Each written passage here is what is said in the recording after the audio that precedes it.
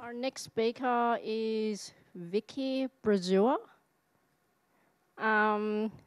Vicky has nearly 20 years in the tech industry. She's been an analyst, programmer, product manager, software engineer, manager, director of software engineering, and C-level technical business and open source strategy consultant. Vicky is the winner of the Pearl White Camel Award in 2014 and O'Reilly Open Source Award in 2016. Vicky occasionally blogs at anonymous hash at vmbrasseur.com, often writes and is a community moderator at opensource.com and frequently tweets at vmbrasseur. Can we all please give a warm welcome to Vicky?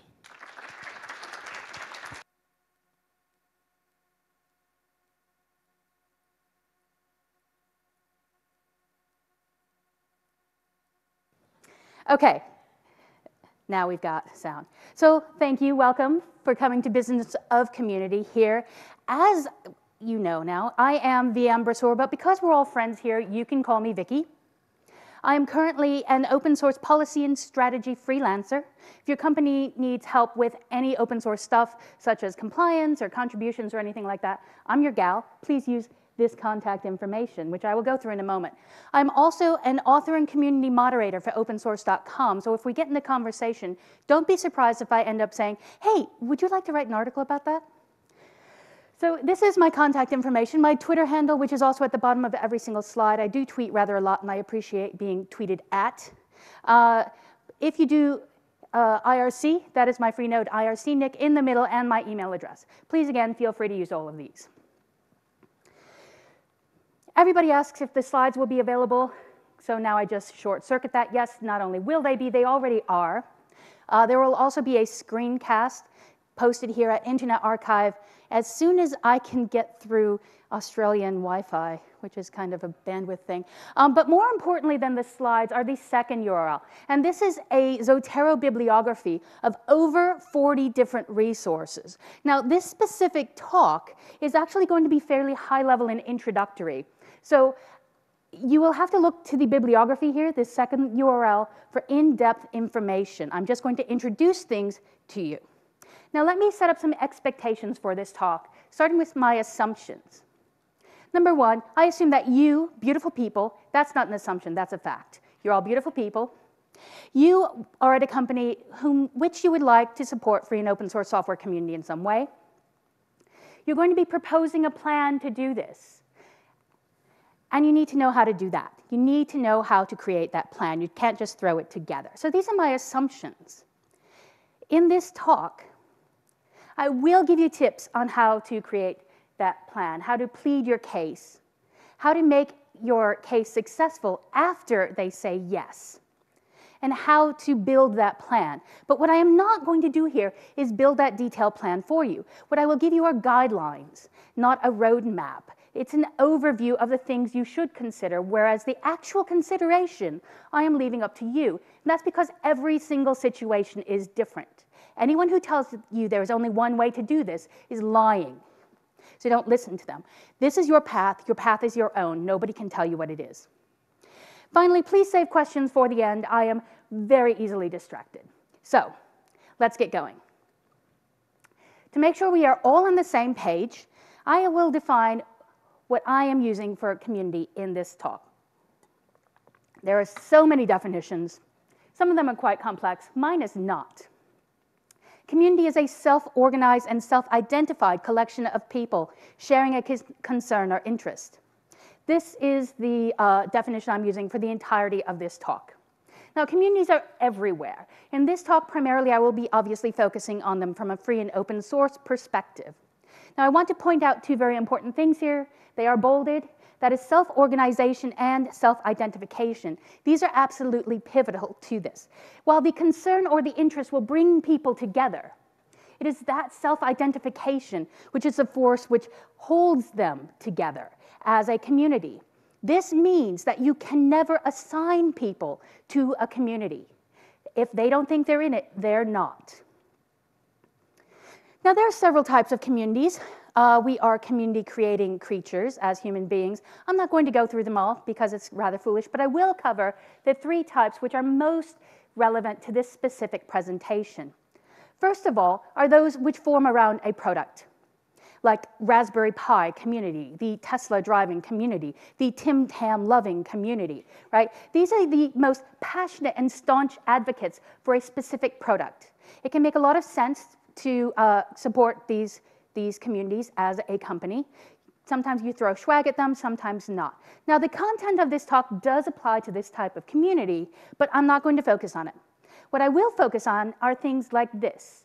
If you have an open source project which your company has released, say you work on Kubernetes, say it's React, say it's something that's considerably less buzzwordy right now, but still very important, right?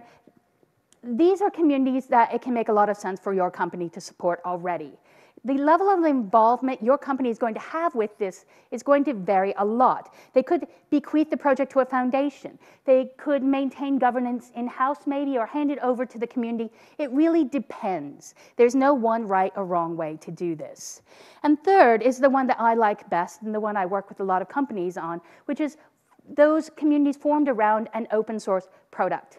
Now, the companies I work with, these are strategic projects. They must be strategic somehow. They must affect the bottom line in a direct or indirect way. Otherwise, it doesn't really make a lot of sense for them to be investing in them.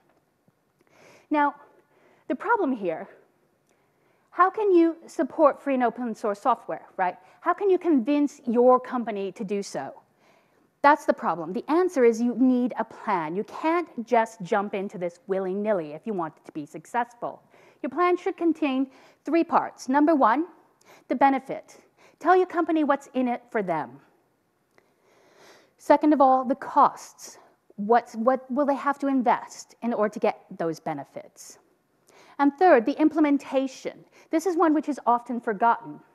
Not just how much it's going to cost and what they're going to get out of it, but you have to show them that you've thought this through and that it will be successful. That way they're able to picture it and they're more likely to say yes. Anticipate the questions they're going to have. Be prepared with those answers in the implementation. This assuages their doubts and their fears, and it builds confidence and makes them more willing to say yes. Now, what follows will not build the plan for you. Again, I will give you building blocks which you can use. Now, if you want to convince your company to do this, you have to speak their language. You have to speak business speak. It's not going to be the same as you're used to discussing things in free and open source software communities. So you will have to do that. And a lot of what you will do is to consider hitting them in the pocketbook and learning their sort of financial terms. So please consider that as you're doing these. Now, let's talk about those steps of your plan, those little pieces.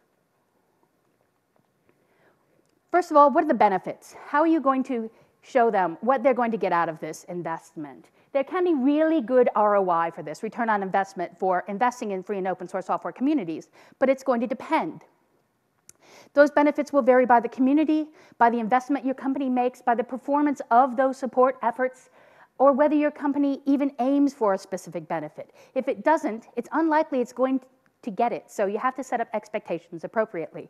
Now, what follows is not an exhaustive list of potential benefits, but they are some things you can consider. First of all, word-of-mouth marketing, and I put a definition up here for those who have not heard of it before. It's very, again, business speaky, and that's okay. You have to speak the language of your audience. Now, people really trust recommendations from their friends and networks. If your company supports a free and open source project and a community, then that community starts to trust your company, and the members of it will say very nice things about your company. Word-of-mouth marketing is the unicorn of marketers everywhere, not only because it's very, very cheap, but because it is incredibly effective for strengthening your brand recognition and reputation in a way that nothing else is. So this is a very powerful benefit for your company. R&D, research and development. Those people who you are supporting, those will be the early adopters. This is particularly good for product or product-related communities, or a community around a project which your company has released. as an early adopter, you start to build trust with these people, between them and your community. And because you have trust, you're more willing to share information back and forth and feedback. And that leads to much faster iteration, much better innovation. And so you're able to move more quickly than your competitors. Customer support. When I talk to companies, a lot of them are like, oh, you mean the community is going to be answering questions about our product instead of us? Well, yes, that does happen. It does decrease your burden on your in-house support team, but a form of customer support you don't often consider is the kind that your company is receiving. Let's say you are using a very large open source infrastructure project, and you're paying for support for that project to one of the many consulting companies that spring up around them. You're paying $500,000 a year for that support contract. Now, what if, stay with me here, what if you were to spend $200,000 a year, embed a couple of people in that project 100% of the time? Not only are you supporting the free and open source software project, but you now have 2 specialists in-house. You can drop that support contract and save your company $300,000 a year. That's the sort of customer support that really turns heads when you're creating this plan.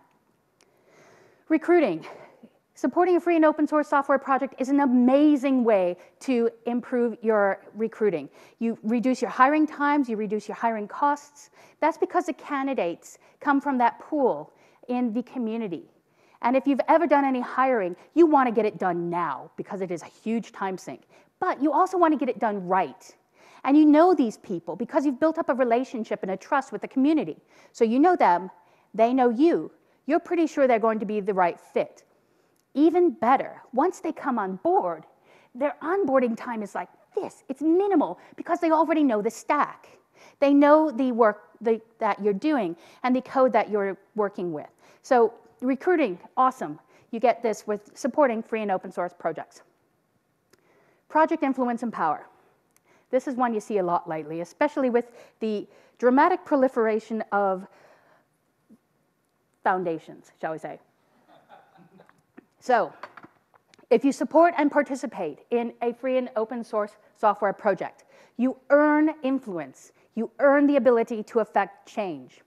But you have to earn that influence. You can't just buy it. Free and open source software communities are made up of people, and we are smart. We're not just going to hand you influence because you bought it. This is something that appeals to a lot of companies, though. They really like this as a benefit. So which benefit do you choose? You're looking at all of these, and by the way, again, not an exhaustive list. Which one is right for your company? Well, I don't know, because I don't know your company. What are your company's needs? What do they actually need to get out of this? What's going to make a difference for them? I can't answer that. What is going to turn heads and sell your idea? And that's very important to consider here, because you are selling. A lot of us in technology don't like the concept of sales, but it's vital because otherwise, really, we wouldn't have a salary. So get comfortable with the fact that you are selling to your company here. What pitch can you make that will both close the deal and be a win-win for your company and the community? So that's the first part. That's just an overview of some of the benefits you can consider and incorporate into your plan. But there's also the costs, and this is one that's going to be very near and dear to the heart of anyone in a managerial position in your company. So everybody thinks of monetary immediately, but the right support, the right investment will depend on a lot of different factors. So listen to your company, listen to the community, determine what's right. Some of those costs, some of those investments you might consider are, of course, monetary. Just throw money at the problem. I'm American, we're really good at this. So just throw money at the problem, give them donations to, again, those foundations or working groups, pay contributors, sponsor amazing, fine conferences like this. But also you can pay for their hosting. You can pay for the resources that they need. And that's a really great way to contribute. And of course, there's stickers and socks and whatever the new hotness is this year for swag. In-kind contribution is related to monetary, but it's more intimate, it's more personal. It's what your company has that it can provide directly to the free and open source software project. Do you provide hosting? Then donate it for free. Or do you work for someplace like Fastly? Lots of projects need that service. But it doesn't have to be a technological service. It could be something as simple as and as vital as a meeting space. That also is an in-kind contribution that is very valuable. Work contribution is one that a lot of people think about, aside from just money. Actively encouraging your team to give upstream contributions. Now, remember, there are lots of ways to contribute to free and open source software beyond just code. Don't just throw your coders at this. You can get your tech writers involved, your QA team, your marketers, your product managers, right? Design and user experience. You can get all of them involved in contributing to the free and open source software project. What this also does, aside from helping the community, it also has the benefit of bringing the ethos of free and open source software outside of the dev team and into the rest of the company. And that's really, really important.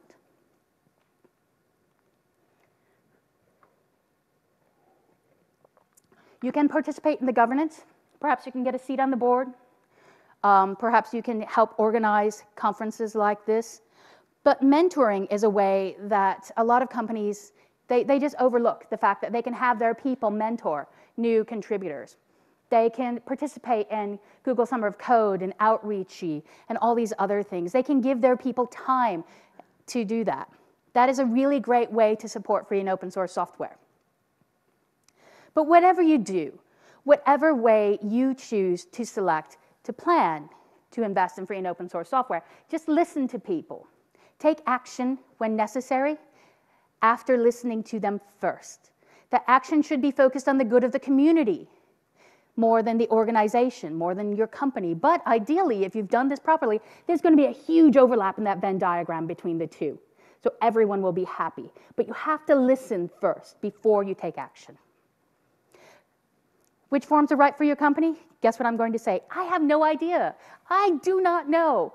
This is up to you. Try and discover and work within the available resources for your company. What is your budget of people, of money, of in-kind contributions? As you look at that, what's going to be most palatable? Because again, you're selling this. You can't shoot for the moon here. You're playing the long game. If you have to start small to get a yes, then for crying out loud, start small to get a yes. Because if you go big and they say no, you're going to scare them off. And you will never again have an opportunity to make this pitch, to get your company to participate in and support open software communities. Now you've got 3 parts here, right? We've covered the benefits, we've covered some of the costs. The part that a lot of people forget is the implementation plan. And this proves to the people you're selling to that you've thought this through and it will actually work. So this is very important. So let's assume that you're going to do this, right? If you're not successful, if this isn't good, again, you can turn away your company from FOSS altogether. So what can you do to make sure that your efforts are successful? Number 1. Now, I study failure in my free time. It's one of the things I do. It's another talk I do, as a matter of fact. This is something we never do, and it's why a lot of things fail. We don't figure out why we are taking these actions. So what are the goals of your company in doing this to begin with? This requires a lot of introspection and forethought, right? What is it hoping to accomplish? These goals directly impact everything that follows. If you don't have these goals, you can't do a very good job of determining which communities to support, let alone how to support them. So this takes time. Please take the time to do it. It's worth it. Once you have the goals, though, what does it even look like when you're successful? Just because you've got this highfalutin goal doesn't mean you know what it means when you've done it. So what are those success criteria? What does it look like really when that is met, when you reach that goal? This is going to be different for every goal, for every company. So again, I can't give you an answer with this. If you ask me, what should my goal be? What should my success criteria be? Now, as you look at these success criteria and these goals, it is very, very important that you look at the long view.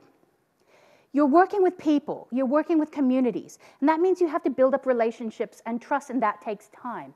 That means any success that you have should be measured in weeks and months and possibly years, not days, not weeks. This takes time. So consider that and set up expectations appropriately. Do be very careful on which communities you pick. Again, you have to sell this to people. Don't just pick your favorite community.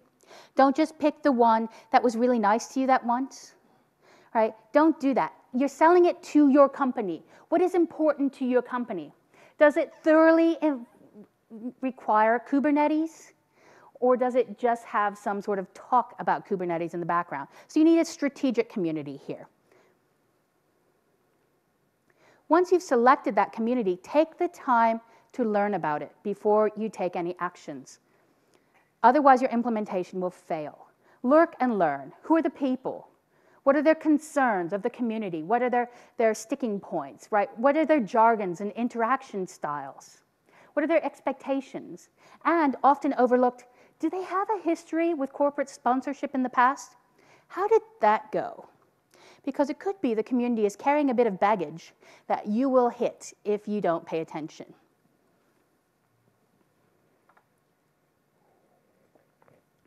And finally, as you're coming up with your implementation plan, doesn't have to be a big deal, don't make a production of it, but do talk to your lawyer, do talk to your accountant.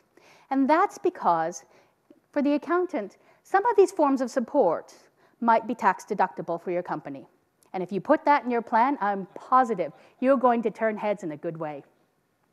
Now, for the lawyer, some of those forms of support might put your company at liability. Say there are hosting laws for things you can and cannot host if you're providing that. That's something you have to consider.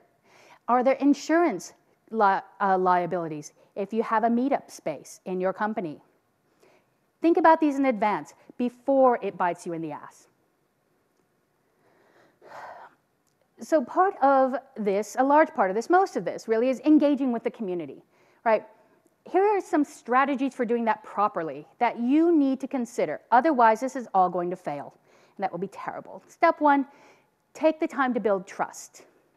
Listen to the community and then speak and then take action. And when you do speak and say you're going to do something, for crying out loud, fulfill your promises. This is how you will build trust. Aside from what I just said, I'm not going to teach you more about building trust because it's outside the scope of this talk.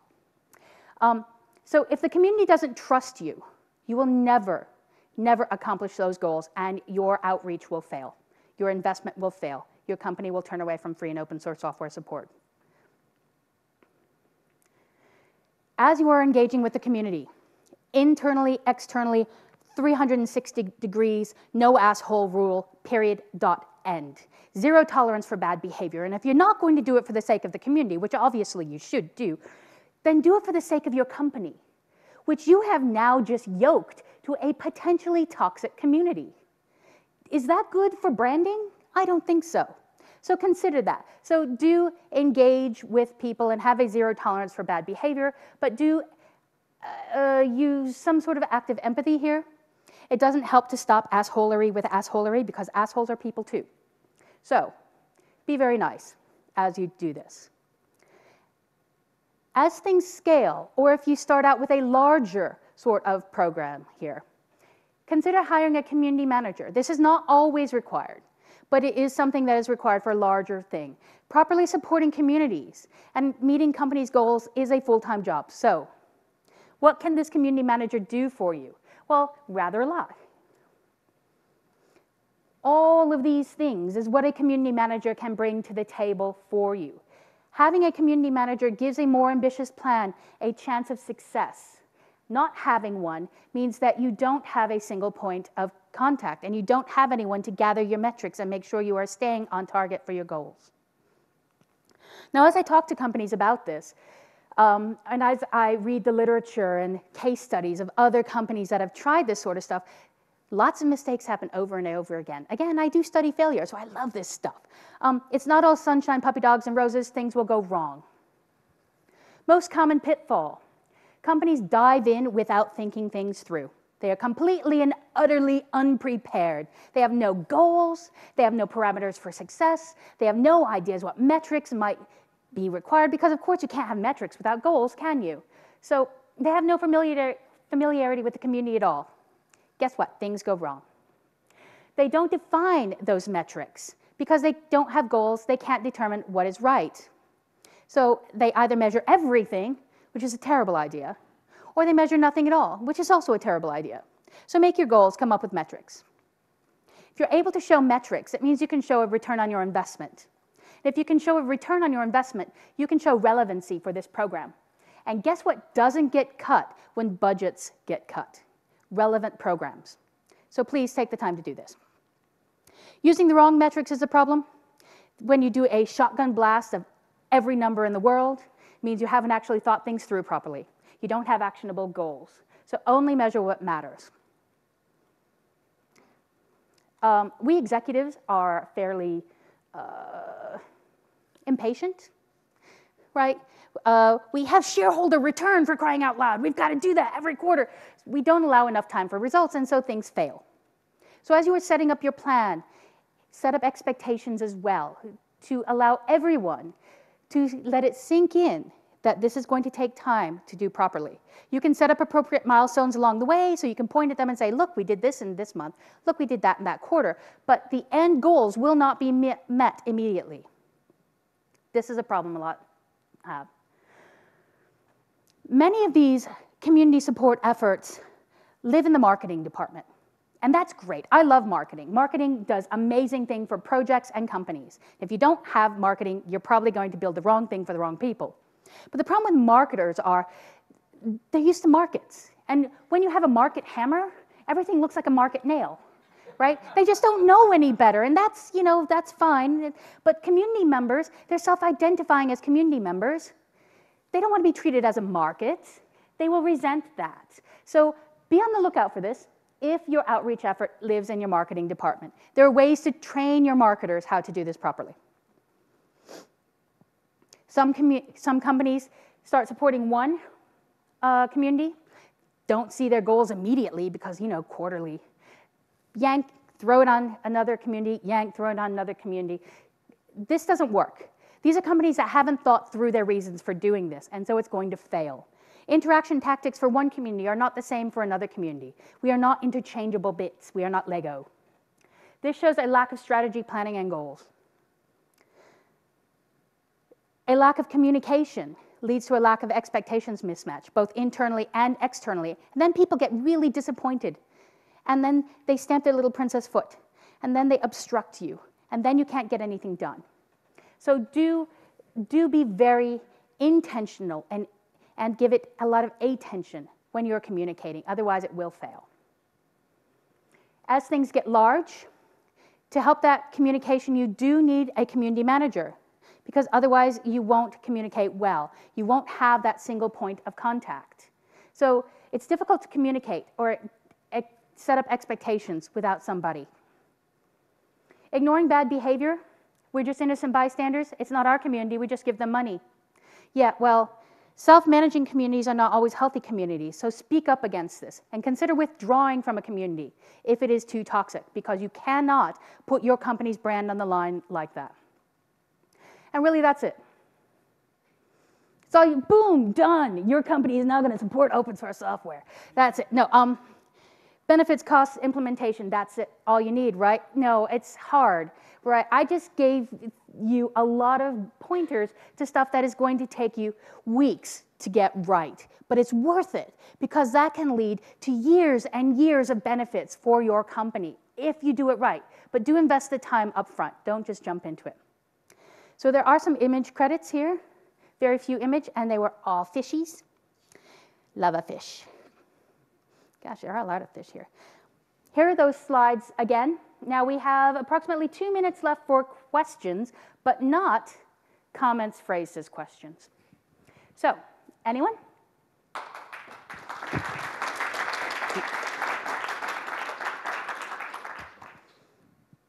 Questions, anyone? Hello, hello? Questions? 1. 2.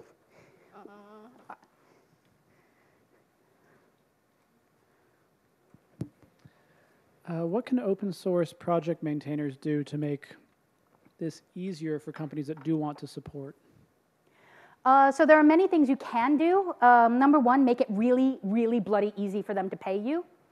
That is something that we're really bad at, frankly, is helping people get their money to us. Be as clear and direct as you possibly can about what you need and how to get it. And that allows people internally within a company, it gives them a hook, right? They can grab onto that and say, yes, I can do that. I can sell that internally. But if you just say, I don't know, we just kind of need some support, they can't work with that. So give them some parameters, and that will help a lot. Hi. Hey. What metrics would you suggest to track progress? What metrics would I suggest to track progress? I'm not going to give you an answer. And that's because I don't know the goals. I can't determine metrics without goals. Did you have a question, Miss? All the way in the back. We're running... Last one. Yeah, last one.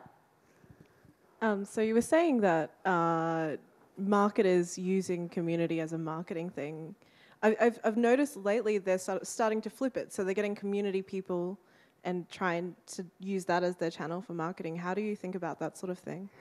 What do I think of marketing teams using the community people as their marketing outreach?